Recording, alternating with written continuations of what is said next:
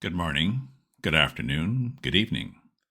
Welcome to Raven's Readings. Here are two more of my own stories. I do like writing to a variety of challenges and have done over 100 of these stories so far.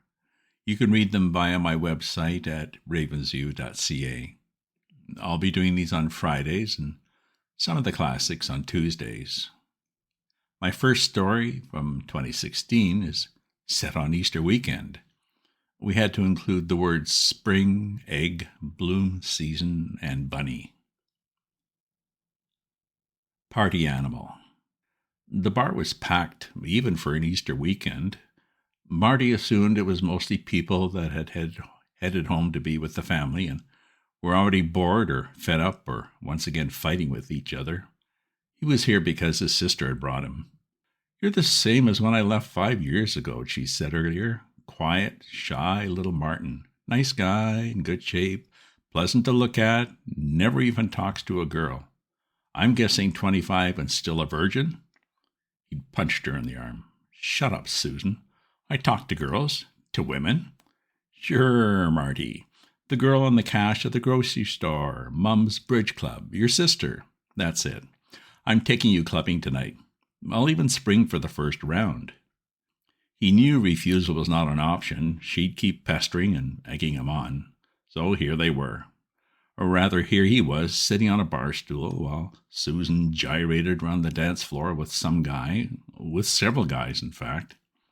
She dragged Marty up a couple of times to show him off to the crowd, as she said, and then some guy had asked her to dance, and then another, and another, and maybe he gave off some signal that repelled women. "Hey there, sweetie. Want to dance?" "Hello." She was cute. Slim but not boyish, with short red hair, blue eyes, and a mischievous sort of smile, and she was apparently talking to him. "What, me?" he said. "Yes, you. I saw you up there before, so I know you dance, and looks like your girlfriend has bailed on you." "Just my sister," he said. "Sure, show her how pathetic you are, having to go out with your sister. She wanted to go dancing, so I came along to keep her company." "Looks like she's getting lots of company," she said. She held out her hand. "I'm Drusilla, Drew. And you are?" "Marty." "Martin." She grabbed his hand and pulled. She was stronger than she looked. "Come on, Marty, let's boogie." And boogie they did. Drew bounced around the dance floor like she was possessed, and to his surprise, Marty kept up with her. Her enthusiasm seemed infectious, infusing him with more energy than he'd felt in years. Finally, there was a break in the rhythm for a slower song, but when he went to leave, Drew pulled him back, reached her arms up around his neck, and laid her head on his shoulder. And in a few beats, the rest of her pressed closer, her not insignificant chest, as well as those mobile hips. His arousal was almost instantaneous and embarrassing, but when he tried to pull back, she just pressed closer. "Hey, thanks for the compliment, Marty. Don't worry, just enjoy the dance." So he did. It was nice, very nice. His sister managed to catch his eye and gave him a big thumbs up, and he, of course, blushed. When the song ended, Drew reached up, gave him a quick kiss, and grabbed his hand.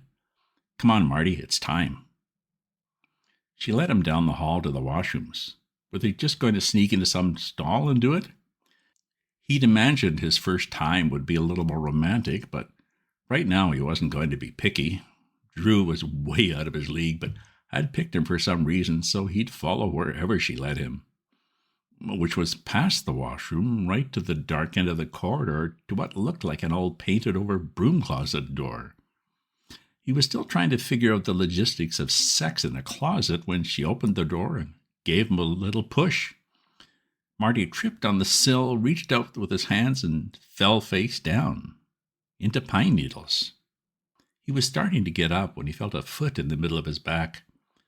"Not so fast, Marty," said Drew, or rather she seemed to snarl.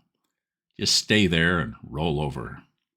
He rolled over, and it was definitely pine needles, and looked up at stars, through tree branches. Drew was staring down at him, but it was a different Drew. That smile was more feral than mischievous, and the teeth slightly pointed, as were her ears. Those blue eyes had a red tint, and those curves, while still nice, looked more like solid muscle. "What's happening?" he said. "Where am I? Why? Who?" Drew put a finger to her red lips, a finger that now looked like it ended in a claw. "Welcome to my world, Marty. You're a great dancer once you get going, but I have a feeling you have more to give me than just some energy. Quiet down and stop shaking. You're like a scared little bunny. Here, let's get rid of these." She bent down and fiddled with his belt and yanked at his pants. To his surprise, in spite of his fear, he was ready, very ready. In seconds, she stripped and then straddled him. "Okay, time for a little gift exchange," she said. "Your virginity, yes, I could sense it earlier, in return for the best and last 30 minutes of your life." Well, that didn't sound too bad. "Oh, wait," he said, "the last?" "Yeah, sorry," said Drew, "but this usually ends up with me draining all your life force. It'll be a great way to die, don't you think?" "Oh, no way," he cried. He grabbed her arms and tried to push her off, but she wouldn't budge. He tried to hit her, but she easily blocked the blows. Yes, Marty, fight me," she said. "Hit me, pinch me." The more he struggled, the wilder she became, and he had to admit, the better it was for him. It seemed like a lot longer than 30 minutes before Drew finally collapsed on him. "Wow, okay, I'm done for now," she said. She smiled and bit his neck. "Time for plan B." "Ow," he cried. He wiped his neck. "Blood. Plan B?" Yes," said Drew. "That's where, instead of killing you, I convert you into one of us. You'll be a new man with more charm, more charisma, more energy, and I guarantee more fun. Our people visit your world for some diversion, then bring our playthings back here to feed. Can't you feel the difference already?" She was right. He did feel better, stronger, confident, sexier. Better than plan A, I guess. "Oh, much better," she said. "Now, normally I'd send you home for a week to rest and develop your skills, but I think you're a quick learner. I knew you had this in you. You're just a late bloomer. Grab your pants and follow me. We'll use the same portal and check out the dance again." She pushed on the faint outline of a door. "They only open for us," she explained. "Let me check first." She peered through. "All clear. Come on, sexy, let's go." His sister was still sitting at the bar, anxiously scanning the crowd. "Marty, where were you?" Then she saw Drusilla. "Oh, never mind. Good for you, little brother." She hugged him and then pulled back with a confused look on her face. "Marty, you look different and feel different, sort of." Drew grabbed his arm. "Come on, buddy, off limits here. I need to teach you how to control that clam, but the rest of the place is in season and yours for the picking." She paused and then pointed. "Look, see that mousy little girl over there, abandoned by her friends? She has real potential. Why don't you see if she'd like to dance?" The end. Sufficiently creepy for you? I named Drew after the delicious character in the Buffy the Vampire series. The second story, from 2012, is another one with my fairy tale folk. The passion between Red and the wolf is a little out of hand. The challenge was to write about a protagonist that's mistaken about something they're positive is true. Doubt. "Back off, or so help me, I'll take my axe to you." "Take it easy, buddy," said the wolf. "I just came over to see Red." "I've seen you with her," said the woodcutter, "all over her. It's disgusting. She's not that kind of girl." "Actually, she sort of is," said the wolf, "and I like the new Red." "Friends don't do those sort of things to friends," said the woodcutter. "Back off now." He lunged toward the wolf. "Okay, I'm going," said the wolf, "but tell her I called." The woodcutter straightened his jacket, brushed back an errant lock, and stopped back into the big house, slamming the door behind him. They all used to be good friends, and Red started getting all moody. And then the wolf was suddenly chasing after her, dragging her out on another date. Red seemed to be going along with it, but he knew it was not something she liked. He knew she was just worried about hurting Wolf's feelings.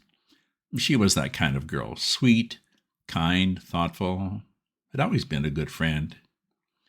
"Bruce, who was it?" called Red from somewhere upstairs. "Just that damn wolf chasing after you again," he said. "I gave him a talking to.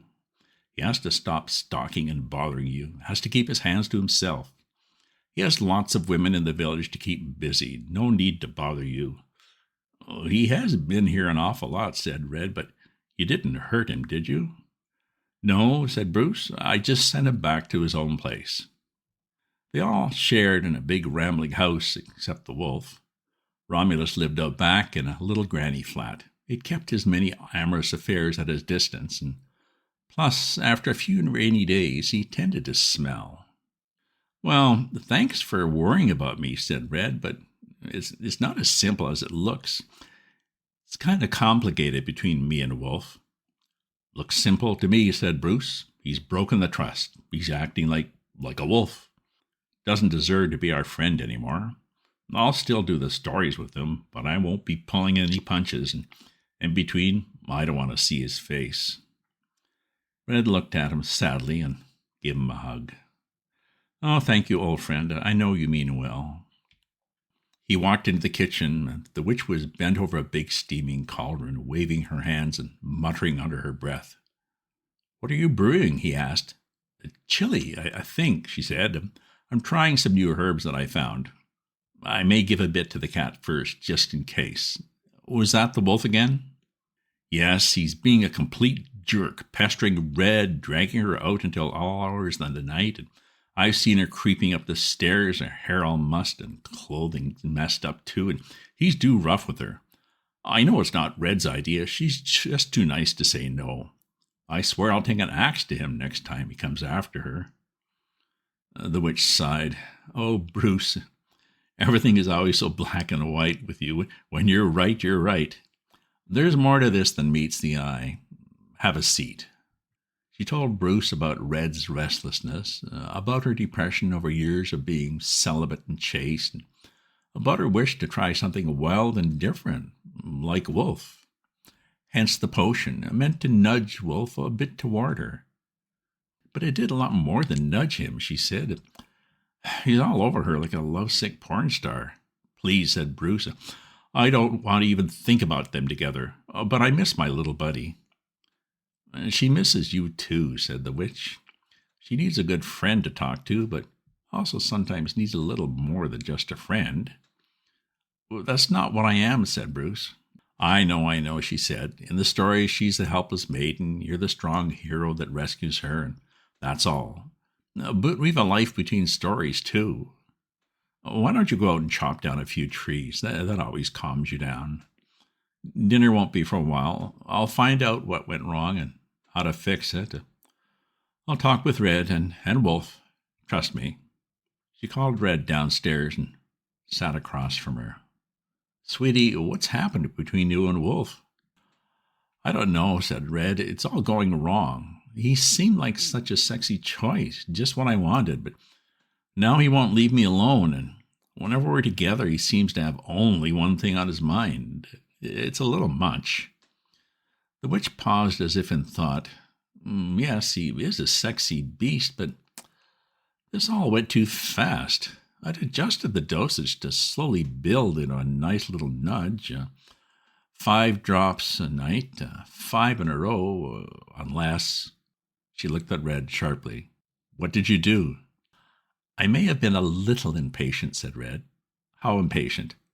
"One night. All of it. I'm sorry." "Foolish girl," said the witch. "I should leave you two to suffer, but your dear friend the woodcutter is very worried."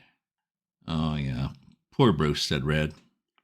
"He is a good friend, you know," said the witch. "I've planted the thought with him that it's okay for Rom to be more than just a friend, and we all have needs when we're not just doing one of the stories." "What about this wolf thing?" said Red. "I'll brew up an antidote for him and some tea and take it out back. You go have a lie down. I'll call you for supper when I get back. I may be a while." The end. Hopefully the romance gets toned down a bit for everyone's sake. Will the woodcutter be a good friend again? Stay tuned for more podcasts, either my own stories on Fridays or some of the classics on Tuesdays. If you subscribe to my newsletter, you'll get the next installment as soon as it's ready. If you enjoy this reading or have other stories you'd like to hear, leave me a comment. And do check out my other posts on my Substack at ravensview.substack.com. Ta-ta for now.